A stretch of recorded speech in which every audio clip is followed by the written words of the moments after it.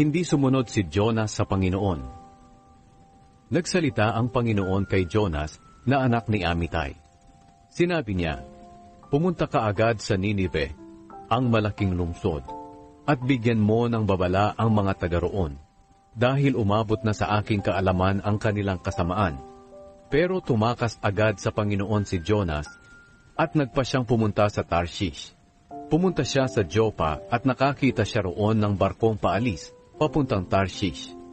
Kaya nagbayad siya ng pamasahe at sumakay sa barko kasama ng mga tripulante at ng iba pang mga pasahero upang tumakas sa Panginoon. Nang nasa laot na sila, nagpadala ang Panginoon ng napakalakas na hangin at halos mawasak na ang barko. Kaya natakot ang mga tripulante, at ang bawat isa sa kanila ay humingi ng tulong sa kani-kanilang Diyos. Itinapon nila ang kanilang mga kargamento sa dagat para gumaan ang barko. Si Jonas naman ay nakababa na noon sa ilalim na bahagi ng barko. Humiga siya at nakatulog ng mahimbing. Pinuntahan siya ng kapitan ng barko at sinabi sa kanya, "Nagagawa mo pang matulog sa ganitong kalagayan? Bumangon ka at humingi ng tulong sa iyong Diyos. Baka sakaling maawa siya sa atin at iligtas niya tayo sa kamatayan." Nag-usap-usap ang mga tripulante. "Magpalabunutan na lang tayo upang malaman natin kung sino ang dahilan ng pagdating ng sakunang ito sa atin." At nang magpalabunutan na sila, nabunot ang pangalan ni Jonas. Kaya kinausap nila siya, "Gusto naming malaman kung sino ang dahilan ng pagdating ng sakunang ito. Sabihin mo kung ano ang iyong hanap buhay at kung saan ka nanggaling.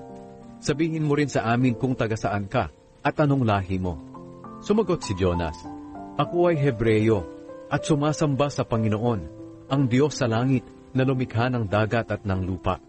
Kaya lubhang natakot ang mga tripulante dahil sinabi na sa kanila ni Jonas na tumatakas siya sa Panginoon. Sinabi nila sa kanya, "Ano itong ginawa mo?" At nang lalo pang lumakas ang hangin, sinabi ng mga tripulante kay Jonas, "Ano ang gagawin namin sa iyo para kumalma ang dagat at nang makaligtas kami sa kapahamakan?"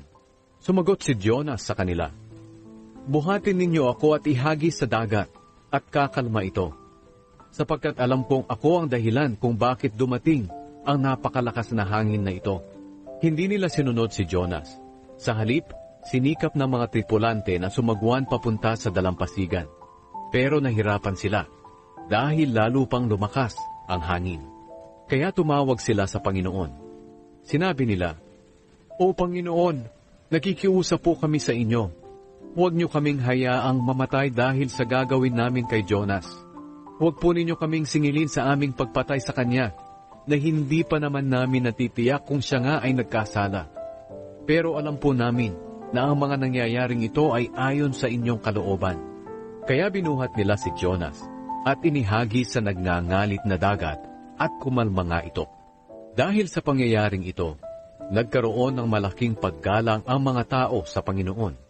Kaya naghandog sila at nangakong ipagpapatuloy ang paglilingkod at paghahandog sa Kanya.